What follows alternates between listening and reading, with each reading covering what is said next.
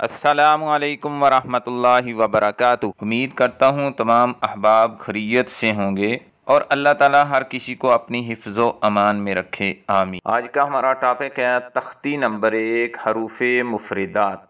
मुफरदात के बारे में हम पढ़ेंगे।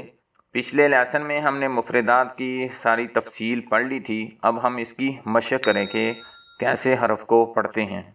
बिस्मिल्लाहिर्रहमानिर्रहीम, मुँह के खाली हिस्सा से। अलिफ अलिफ, होंठों के तरी वाले हिस्से से ज़ोर से दबा के पढ़ेंगे इसको। बा बा, ज़ुबान की नोक जब सनाया उलिया की जड़ से लगेगी तो इससे ता निकलेगा। ता ता, ज़ुबान की नोक और सनाया उलिया का किनारा यानी ऊपर वाले दांत, उसका किनारा और ज़ुबान की नोक, थोड़ी सी ज़ुबान को बाहर निकाल के फिर पढ़ेंगे नरमी के साथ। सा सा, ज़ुबान का दरमियान और इसके मुकाबल ऊपर का सख्त तालु, जब ज़ुबान ऊपर तालु को लगती है फिर से सख्ती से जीम पढ़ा जाता है। कैसे? जीम जीम, हलक के दरमियान से हा हा, हलक के शुरू वाले हिस्से से लेकिन मोटा करके। खो खो, ज़ुबान की नोक और ऊपर वाले दोनों चौड़े दांतों की जड़ से ज़ुबान की नोक लगे तो इससे दाल पढ़ा जाता है। कैसे? दाल दाल, ज़ुबान की नोक और सनाया उलिया का किनारा। ज़ाल ज़ाल, तरफ़े लिसान की पुश्त यानी ज़ुबान की साइड जब ऊपर के दांतों सनाया, रुबाई और अनियाब ऊपर के मसूड़ों को लगे ना, तीनों दांतों के, तो फिर इससे रा अदा होता है और रा को मोटा पढ़ेंगे। कैसे? रा रा, ज़ुबान की नोक और सनाया सुफला का किनारा, नीचे वाले दो दांत सामने, नीचे वाले दो दांत उसके साथ ज़ुबान की नोक लगे। कैसे?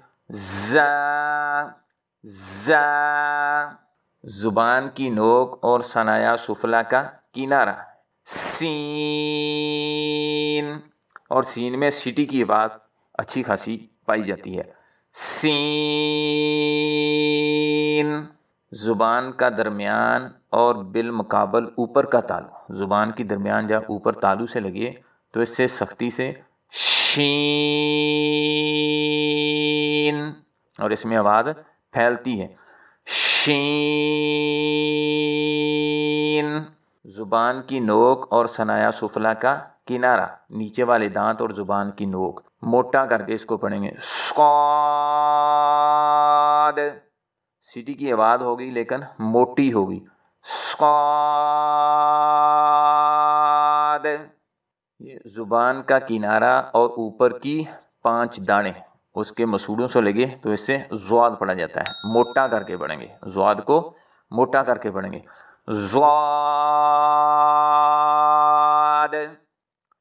ज़्वाद, ज़ुबान की नोक और सनाया उलिया की जड़, इसको भी मोटा करके, इसमें कलकला पाया जा रहा है। त्को त्को त्को त्को, ज़ुबान की नोक और सनाया उलिया का किनारा, इसको भी मोटा करके पढ़ेंगे। ज़्वा ज़्वा, हलक के शुरू वाले हिस्से से ज़रा सख्ती के साथ। आइन आइन, हलक के शुरू वाले हिस्से से मोटा करके। गाइन गाइन, सनाया उलिया का किनारा और नीचे वाले होंठों का अंदरूनी हिस्सा, तो जब पढ़ेंगे इससे थोड़ी सी हवा भी पैदा होती है। कैसे? फा फा, ज़ुबान की जड़ जब लहात यानी कब्जे के साथ ऊपर तालू से लगे तो इससे कौफ पढ़ा जाता है। कैसे? मोटा करके पढ़ेंगे इसको। कौफ